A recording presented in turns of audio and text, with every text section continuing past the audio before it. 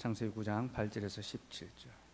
하나님이 노아와 그와 함께한 아들에게 말씀하여 이르시되 내가 내 언약을 너희와 너희 후손과 너희와 함께한 모든 생물 곧 너희와 함께한 새와 가축과 땅의 모든 생물에게 세우리니 방주에서 나온 모든 것 곧 땅의 모든 짐승에게니라. 내가 너희와 언약을 세우리니 다시는 모든 생물을 홍수로 멸하지 아니할 것이라. 땅을 멸할 홍수가 다시 있지 아니하리라. 하나님이 이르시되 내가 나와 너희와 및 너희와 함께하는 모든 생물 사이에 대대로 영원히 세우는 언약의 증거는 이것이니라.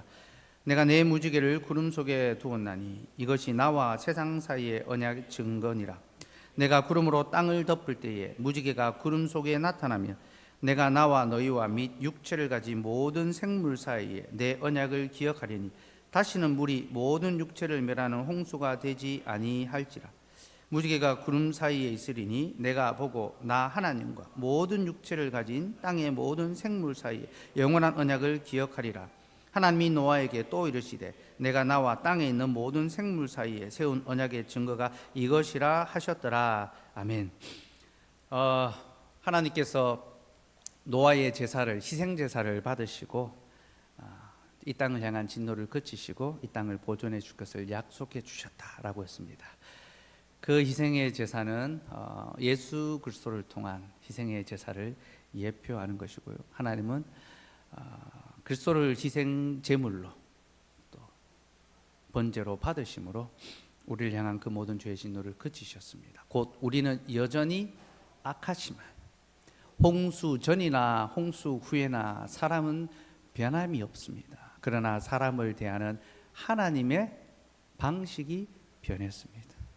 범죄한 인간의 그 죄의 실체를 마주하시는 것이 아니라 예수 그리스도로 말미암은 희생의 제사로 우리를 은혜로 지켜봐 주십니다.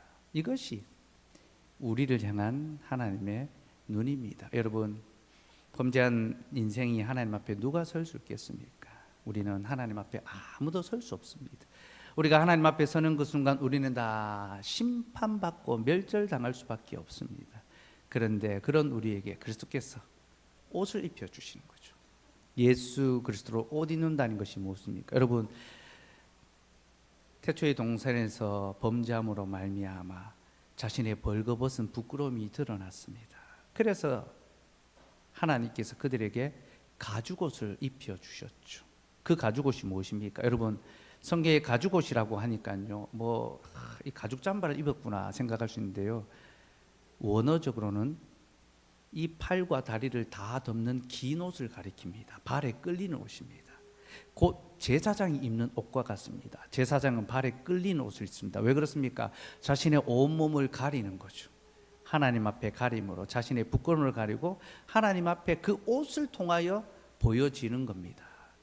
그 가죽옷은 예수 그리스도로 옷 입게 되는 것을 보여주고 있습니다. 곧 우리는 범죄하고 우리는 부끄러운 벌거벗은 자들이지만 하나님께서 우리에게 그리스도의 그 긴 옷을 덮어주심으로 하나님이 우리를 볼 때에 그리스도를 통해서 보시는 거죠. 그래서 우리가 심판당하지 아니하고 구원의 은혜를 누릴 수 있는 것입니다. 이것이 하나님의 은혜고 하나님의 약속입니다. 하나님께서는 이제 우리를 예배를 통하여 봐주십니다. 그래서 예배하는 자는 하나님의 눈 속에 은혜 가운데 하나님께 은혜 입은 자로서 설 수 있게 되는 거죠. 그게 오전에 말씀의 내용인데요. 그래서 노아의 그 희생 제사가 그리스도의 그 희생 제사를 예표하는 것이다라고 했는데, 그렇게 볼 수 있는 증거가 베드로전서 3장 20절 21절에 나옵니다. 창세기는 표시를 해두시고요. 베드로전서 3장 20절 21절 말씀.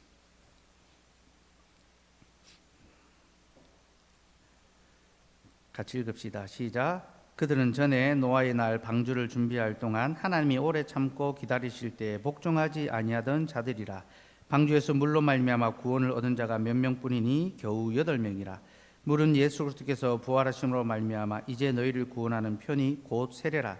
이는 육체의 더러운 것을 제하여 버림이 아니요 하나님을 향한 선한 양심의 강군이라.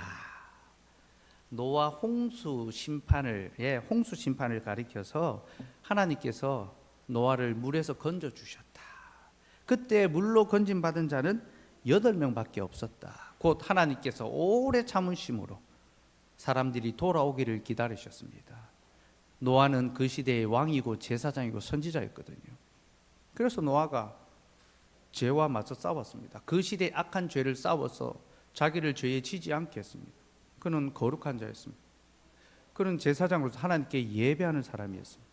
아무도 예배하지 않는 그때 그는 하나님을 예배했습니다. 그는 선지자로서 방주를 지으면서 하나님의 심판을 경고했습니다. 노아는 설교자였습니다. 방주를 120년 동안 만들었죠. 하나님이 오래 참으신 겁니다. 긴 세월을 참고 참으시면서 하나님 앞으로 돌아오는 회개하는 백성이 있기를 기다리셨습니다. 그러나 아무도 돌아오지 않았죠. 노아의 식구 외에는 아무도 하나님께로 돌이키지 않았습니다. 그래서 하나님이 마침내 심판을 행하시고 겨우 8명만 구원을 얻었습니다. 근데 베드로 사도는 그 물에서 건진받는 것을 무엇이라고 합니까? 세례라고 합니다. 그리스도의 부활을 가리키는, 그리스도의 죽으심과 부활을 보여주는 바로 세례고, 노아가 세례를 받음으로 구원을 얻었다. 그리고 노아 홍수에 그 심판 때 하나님이 하늘에서 비를 내릴 때 노아의 가족이 그 방주에서 다 세례 받은 겁니다, 여러분.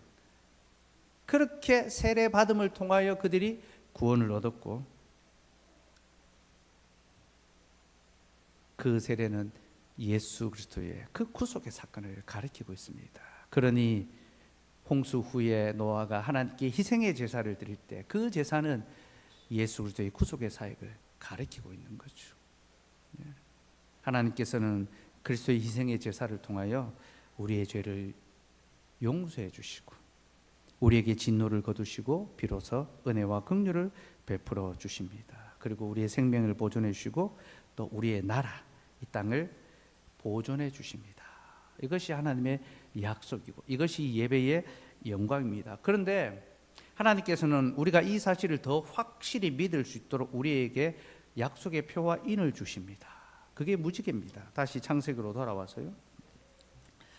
하나님이 노아와 그의 가족들에게, 그의 후손들에게 언약을 맺어 주시면서요, 내가 다시는 물로 세상을 심판하지 아니하고 또 너희를 보존해 주겠다, 그렇게 약속해 주시면서 언약의 증거를 주십니다.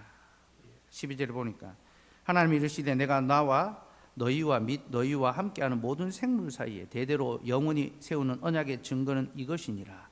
내가 내 무지개를 구름 속에 두었나니 이것이 나와 세상 사이의 언약의 증거니라. 그러니까 노아와 그의 가족들이 하나님의 약속을 기억할 수 있도록, 깨달을 수 있도록 하나님께서 증거를 주신 겁니다. 그게 바로 무지개입니다. 무지개. 그 무지개를 통해서 하나님이 우리를 보존해 주겠다라는 그 약속을 눈으로 보고 마음으로 확신하는 거죠. 표와 인, 표는 그림으로 보여주고 인, 도장을 찍어주는 거죠. 그 무지개가 뜰 때마다 하나님의 영원한 그 언약의 약속을 기억하고 감사할 수 있게 되는 겁니다. 하나님께서는 자기 백성들에게 언약의 증거를, 증표를 주십니다. 특별히 여러분, 무지개는 언제 생깁니까? 비가 오고 난 다음에 개이면, 비 온 뒤에 개이면 무지개가 생깁니다. 그렇죠? 왜 비가 온 뒤에 무지개를 두셨을까요? 비가 내린다는 것은 또다시 심판에 대한 두려움이 있잖아요. 그렇죠? 세상이 다시 물로 심판당할 것은 아닐까 염려와 두려움이 있습니다. 그래서 하나님께서는 비가 온 다음에 항상 무지개를 보여주심으로 염려하지 마라, 걱정하지 마라, 내가 내 약속을 반드시 지킬 것이다, 이제 그걸 보여줍니다. 근데 여러분, 이 무지개가요, 영어로는 보우라고 합니다. 그렇죠? 보우, 레인보우. 비한 다음에 이제 치는 무지개를 레인보우라고 하는데요. 보우라는 말이 활이라는 뜻입니다. 활은 전쟁의 도구입니다. 그렇죠? 하나님께서 하늘에 활을 딱 걸어 두신 겁니다. 활. 왜 활을 걸어 놓으셨습니까? 이제 내가 다시는 너희와 전쟁하지 않겠다. 그래서 전쟁의 무기를 하늘에 탁 걸어 두신 겁니다. 그 염려하지 마라, 걱정하지 마라. 특별히 홍수 심판은요, 무드셀라가 죽고 그 다음에 심판이 일어났거든요. 무드셀라는 에녹의 아들이었습니다. 에녹은 하나님과 동행하는 사람이었고 에녹은 하나님의 말씀을 전하는 선지자였습니다. 근데 이 무두셀라의 이름의 뜻이 뭐냐면 창 던지는 자라는 뜻입니다. 창 던지는 자. 곧 에녹이 자기 아들을 통하여 그 시대 사람들에게 복음을 전했습니다. 하나님께서 너희를 심판하실 것이니 너희는 하나님께로 돌이키라. 에녹은 설교자였습니다. 자신의 아들의 이름을 통하여 이 땅을 향한 하나님의 진노와 심판을 경고했습니다. 그런데 아무도 그 말을 듣지 않았습니다. 하나님이 오래 참으시는 동안 돌이키지 않았습니다. 무드셀라는 가장 오래 살았다 했죠. 969년을 살았습니다. 하나님께서 가장 오래 참으신 겁니다. 심판의 칼을 하나님께서 오래 참으시다. 그것을 쏟아내신 것이 홍수 심판입니다. 정말로 하나님께서 이 땅에 창을 던지시고 활을 쏘아대셨습니다. 여러분, 비가 화살처럼 내리잖아요, 그죠? 무수히 많은 화살을 쏘셨습니다. 근데 심판이 끝나고 난 다음에 이제 그 활을 하늘에 딱 걸어 두십니다. 예. 뒤집어서 걸어 놓으셨습니다. 활이 하나님을 향하도록 이제 휴전하자. 내가 전쟁을 그치겠다. 내가 너희를 지켜주겠다. 내가 너희를 보호해주겠다. 그 약속을 노아에게 주셨던 겁니다. 그 노아는 비가 오고 난 다음에 그 무지개를 보며 하나님의 약속의 표와 인을 깨닫게 되는 거죠. 그렇게 하나님은 자기 백성에게 약속의 표와 인, 그 증거를 주셨습니다. 우리에게 있는, 지금 있는 약속의 표와 인은 세례와 성찬입니다. 우리는 세례와 성찬을 볼 때마다 또 행할 때마다 우리를 향한 하나님의 그 약속, 무지개보다 더 확실한 약속이죠. 주님의 살과 피를 먹고 마시고 주님 안으로 들어가서 주님과 함께 세례를 받는 그 증거는 가장 확실한 표와 인입니다. 어쨌든 하나님께서는 우리에게 자신의 약속을 기억하도록 표와 인을 주시는데요, 이 무지개의 약속은요, 우리를 향한 약속의 표와 인인 동시에 하나님을 향한 약속의 표와 인이 되기도 합니다.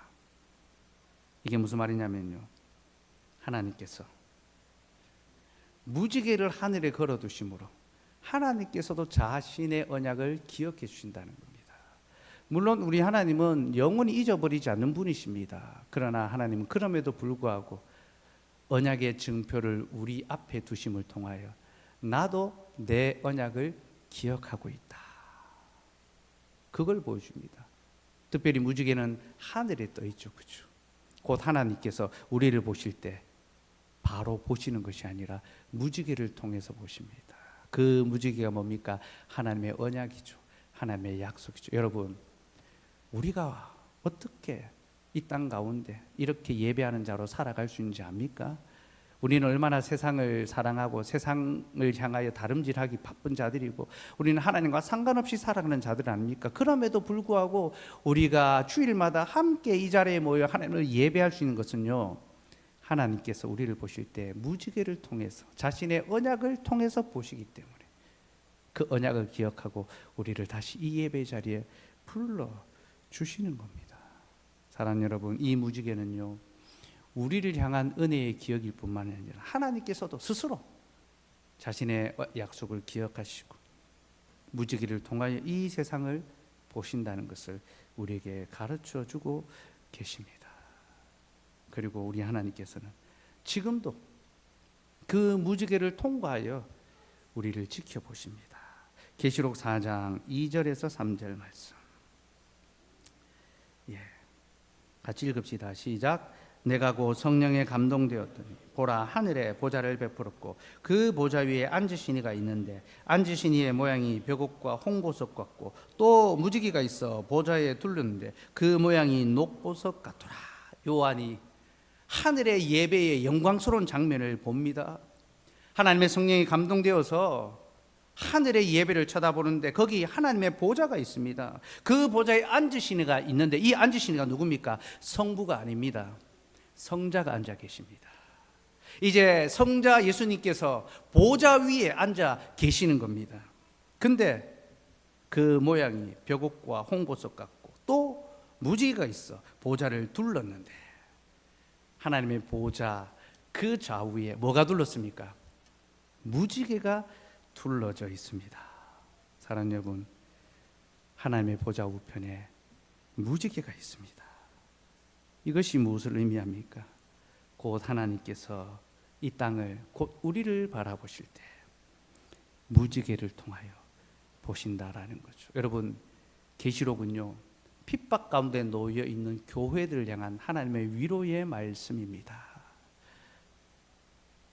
초대교회에 많은 핍박이 있었습니다. 유대교로부터의 핍박이 있었고 로마로부터의 핍박이 있었습니다. 그 핍박의 시대에 연약한 교회가 어찌 될지 모르는 상황 가운데 하나님께서 내가 내 교회를 지켜줄 것이다, 악한 자들로부터,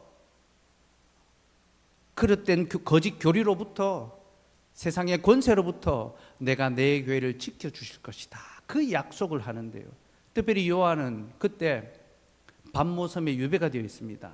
예배의 날에 그는 예배할 교회가 없었습니다. 홀로 고립되어 있었습니다. 여러분, 주의 날 함께 모여 예배할 성도가 없다는 거, 교회가 없다는 거 얼마나 괴롭고 얼마나 비참하고 얼마나 외로운 일인지 모릅니다. 그는 사도였지만 교회가 없음으로 말미암아 외로움과 두려움에 빠져 있었습니다. 목사도 마찬가지입니다. 성도가 없으면요, 너무나 외롭고 고립되고 고통스럽습니다. 그렇게 그가 유배되어 있을 그때 하나님께서 성령으로 그에게 찾아오셔서 함께 예배하고 있는 하늘의 예배, 하늘의 천군 천사들과 하나님의 백성들을 눈에 보여주시는 겁니다. 보라, 하늘의 예배가 있다. 너는 결코 홀로 있지 않다. 여러분, 우리는 홀로 있어도 결코 혼자 있지 않습니다. 하늘의 천만 천사들과 하나님의 백성들이 우리와 함께 예배하고 있습니다. 그러니 우리가 혼자 떨어져 있을 때, 신앙 때문에 핍박을 받아 감옥에 갇히거나 고립되어 있을 그때도 예배해야 됩니다. 그러나 함께 모여 예배할 성도들이 있다는 것을 더욱 감사하게 여기고 교회로 모이기를 힘써야 되죠. 어쨌든 교회가 그런 위협과 핍박 가운데 놓여 있을 때 하나님은 하늘의 예배, 하늘의 그 모습을 보여주면서 하나님의 보좌 좌우에 무지개가 있다는 것을 보여주셨습니다. 보라, 나는 내 약속을 기억하고 있다. 내가 너를 볼 때에 이 무지개의 약속을 통하여 너를 보고 너를 지킬 것이다. 그렇게 약속해 주신 겁니다.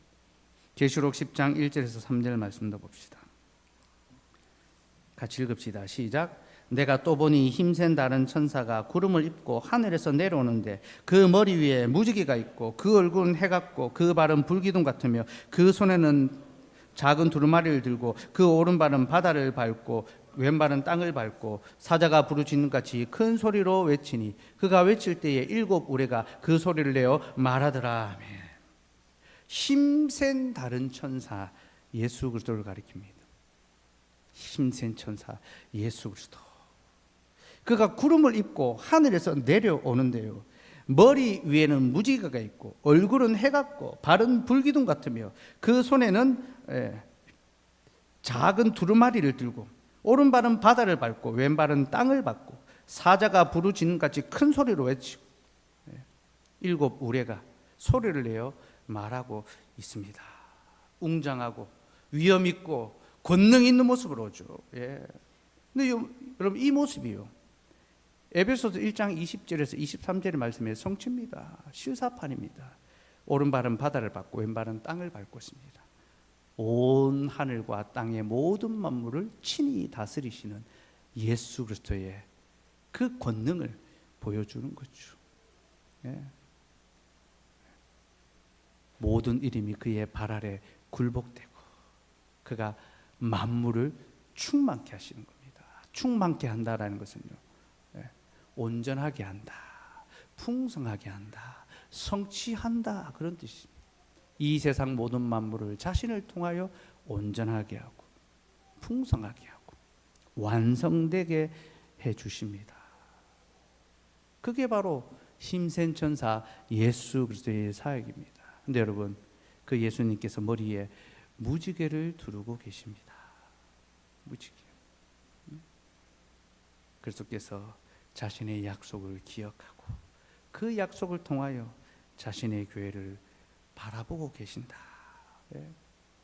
위축되고 두렵고 또 핍박 아래 놓인 교회를 향하여 걱정하지 마라, 염려하지 마라, 두려워하지 마라. 내가 무지개의 약속으로 너를 지키고 있고 너를 붙들고 있다. 그래서 하나님께서 이 세상의 모든 악한 권세로부터 자신의 교회를 지켜주실 것을 약속해 주시는 겁니다. 사랑하는 여러분, 그리스도는 우리를 보실 때 그냥 보지 않으십니다.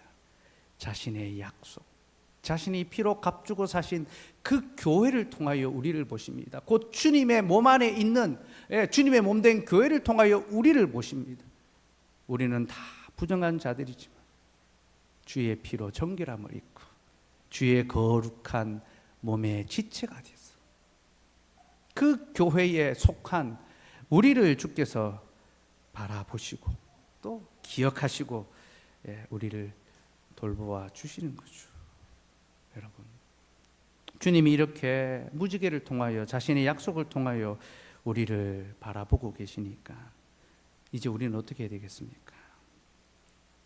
우리도 무지개를 통하여 하나님을 바라보아야 합니다. 그냥 아무 생각 없이 하나님을 생각하는 것이 아니라 우리는 항상 무지개를 통하여 하나님을 볼 수 있어야 합니다. 무지개를 통해서 하나님을 본다는 것이 무엇입니까? 하나님이 우리에게 주신 약속을 믿고 신뢰하며 그 약속을 붙잡고 살아가는 것, 그 약속을 기억하며 살아가는 것, 그것이 바로 무지개를 통하여 하나님을 바라보는 것과 같습니다. 창세기 6장 7절에서 8절 말씀.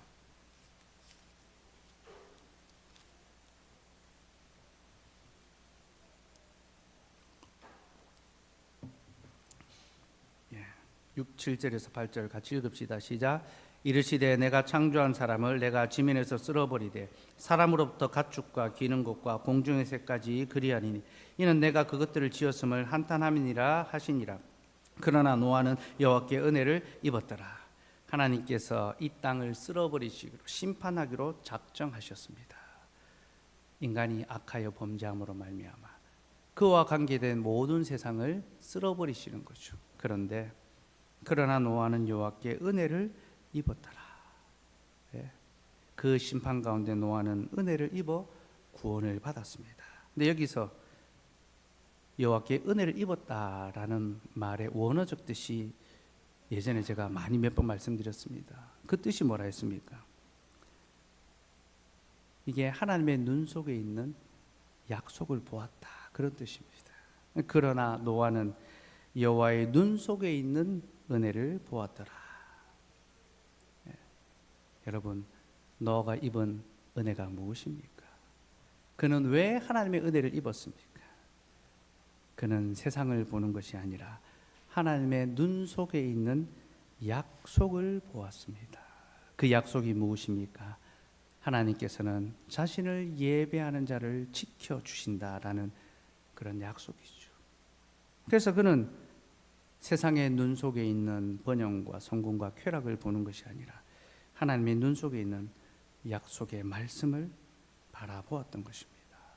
사람들의 눈 속에 있는 그 눈에 가득한 욕심과 욕망과 그 더러움과 그 쾌락과 그 성공주의, 그 물질주의를 바라보는 것이 아니라 하나님의 말씀에 있는 그 약속을 바라봄으로 그가 그 시대를 살아냈던 거죠.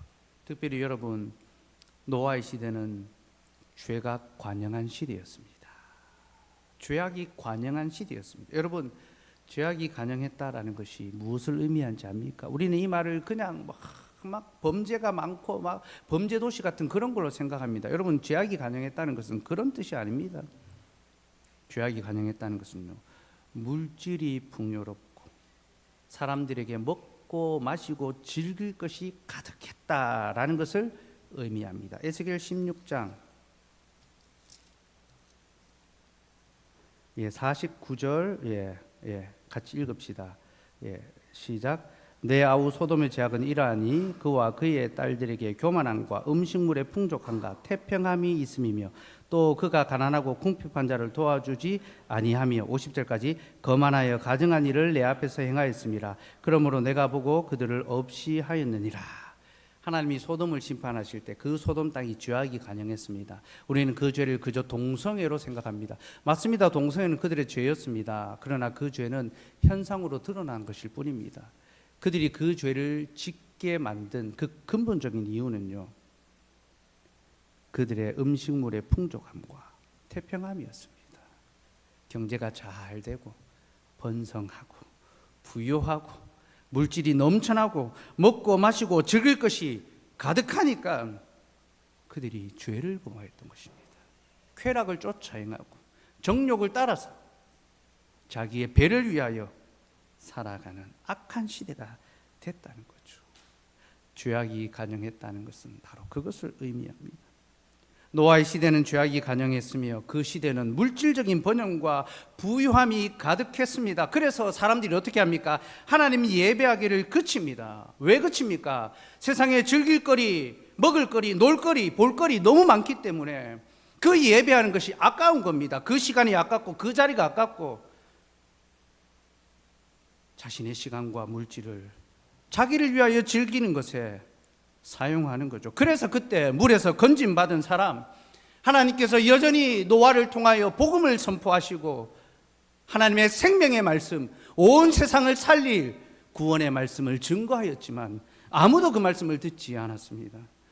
8명 외에는 누구도 그 말씀을 받지 않았고 8명만이 구원을 받게 됐던 거죠. 그렇게 모든 사람들이 하나님의 약속의 그 아름다움, 하나님의 말씀의 약속을 보는 것이 아니라 세상의 아름다움을 바라보고 세상을 즐기며 살아가는 그 시대에 노아는 오직 하나님의 눈 속에 있는 약속을 바라보고 그는 하나님을 예배하기를 그치지 않았습니다.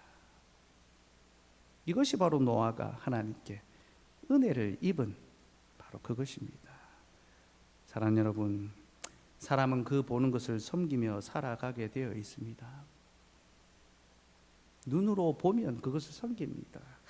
선악과를 보니 보암직하고 먹음직했습니다.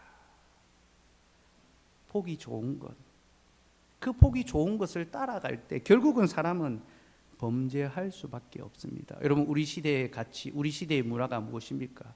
보는 것을 사로잡는 것입니다. 끊임없이 우리의 눈을 사로잡고 미혹하고 현혹하는 시대를 우리가 살아가고 있습니다. 얼마나 볼거리가 많은지 모릅니다. 그렇죠? 하나님의 약속의 말씀이 아니라 하나님의 눈 속에 있는 약속, 이 하나님의 말씀이 아니라 온통 세상의 눈 속에 있는 좋은 것들을 우리 눈앞에 가져다 대고 들이대고 보여주고 그것을 따라가게 만듭니다.